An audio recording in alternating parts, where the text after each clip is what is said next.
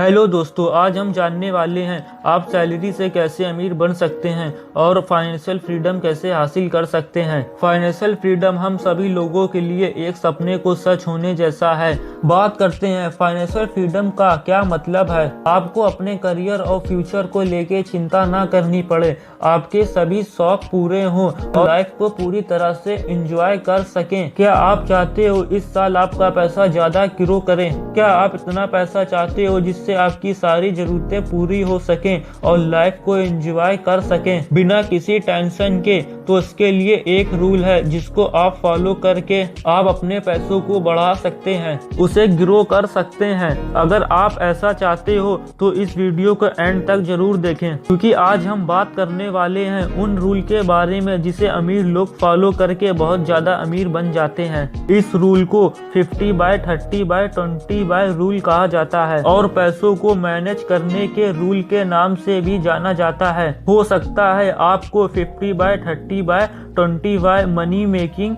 Rule के बारे में पता ही ना हो, लेकिन यह किस तरह से आपकी लाइफ में काम आ सकता है। पैसों को ग्रो करने के लिए यह हम आपको बताएंगे, जैसे इस रूल का क्या मतलब है, इस रूल को कैसे यूज करते हैं अपने फाइनेंशियल गोल के लिए, और क्या करें और क्या नहीं करें। 50/30/20 यह रूल बहुत फेमस है, जिसे आप पैसों पर कंट्रोल कर सकते हैं और पैसों की सारी प्रॉब्लम को सॉल्व कर सकते हैं। तो हर महीने खर्चे होते हैं, उसे हम 3 कैटेगरी में डिवाइड करते हैं।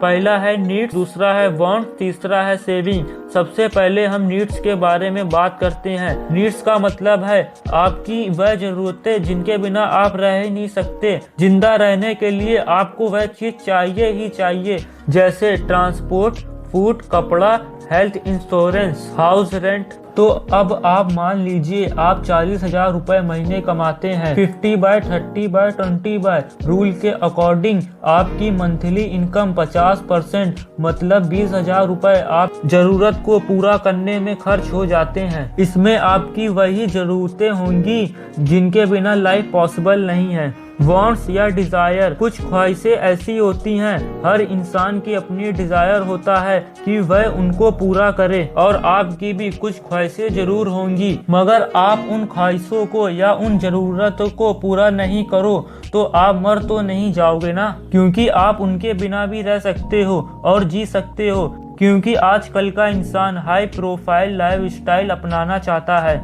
जिसकी वजह से उसके काफी सारे पैसे चले जाते हैं। 50/30/20 रूल के अकॉर्डिंग आप अपने डिजायर को पूरा करने में खर्च कर देते हो। तो आपकी सैलरी है 40,000 रुपए, तो आप उनमें से 30% यानी कि 12,000 रुपए अपनी ख्वाहिशों को पूरा करने में खर्च कर देते हो, जैसे शॉपिंग, पार्टी, हॉबीज। 50/30/20 के रूल में अब बात करते हैं 20% की। तो आप अपनी मंथली इनकम से हर महीने 20% या तो सेव करते हो या तो उसे इन्वेस्ट करते हो। तो आप किस तरह से मनी मैनेज कर सकते हो, इसके लिए आपको अपनी लाइफ में कुछ सिंपल सी चीजें इम्प्लीमेंट करनी होंगी।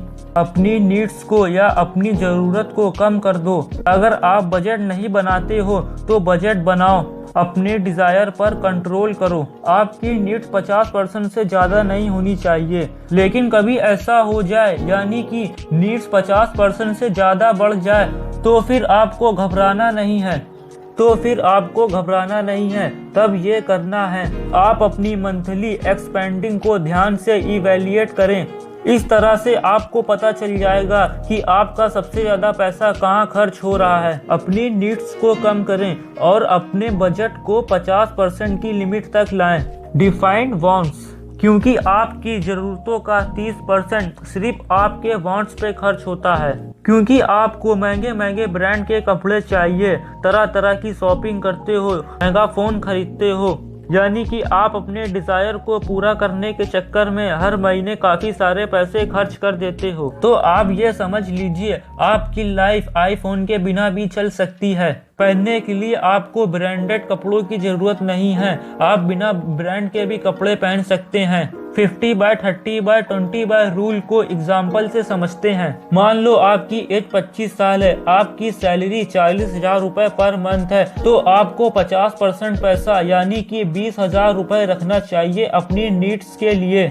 और 30% यानी कि 12,000 रुपए रखना चाहिए अपने वांट्स या डिजायर के लिए, और 20% यानी कि 8,000 रुपए आपको सेव करना है और इन पैसों को इन्वेस्ट करना है। जैसे जैसे आपकी सैलरी बढ़ती रहेगी उसे सेविंग और इन्वेस्टिंग का भी परसेंटेज बढ़ाना होगा, यानी कि 12,000 रुपए अपनी ख्वाहिशों को पूरा करने में खर्च कर देते हो। अब हम जानेंगे आप 1 करोड़ रुपए इन्वेस्टिंग से कैसे कमा सकते हो। अगर आप 8,000 रुपए सेव कर लेते हो और उसे इन्वेस्ट करते हो तो आप 1 करोड़ रुपए बना सकते हो। चलिए इसे समझते हैं। आपको यह पैसा इन्वेस्ट करना है जहाँ पे आपको 12% का रिटर्न मिले।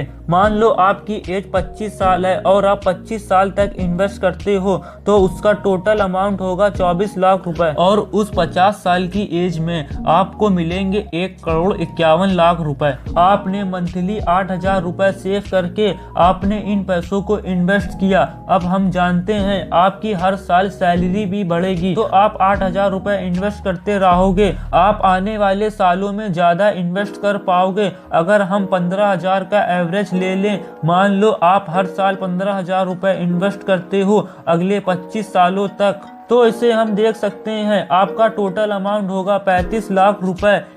आपको साल में 12% का रिटर्न मिलेगा और आपको 50 की एज तक मिलेंगे 2 करोड़ 84 लाख रुपए। अगर आप बोले मैं 50 की एज में नहीं 45 की एज में करोड़पति बनना चाहता हूँ, मान लो आप 20 साल तक इन्वेस्ट करते हो मंथली 15,000 रुपए, तो ये हम देख सकते हैं आपका टोटल अमाउंट होगा 36 लाख रुपए और आपका साल का रिटर्न होगा 12%। आपके पास 20 साल के बाद 1 करोड़ 45 लाख रुपए होंगे। आप डिसिप्लिन के साथ इन्वेस्ट करोगे, कुछ सालों बाद आप करोड़पति बन जाओगे, वो भी अपनी सैलरी की दम पर। अब बात आती है ये 12% का रिटर्न कहाँ से लाएंगे। आप निफ्टी 50 में इन्वेस्ट कर सकते हो। यह एक निफ्टी 50 का इंडेक्स है। इंडेक्स का मतलब होता है इंडिया की टॉप 15 कंपनी। अगर आप निफ्टी 50 का 20 से 25 साल का डेटा देखोगे तो निफ्टी 50 ने 12% से ऊपर रिटर्न दिया है। अगर आपको स्टॉक मार्केट की बहुत ज़्यादा नॉलेज नहीं है तब भी कोई फर्क नहीं पड़ता।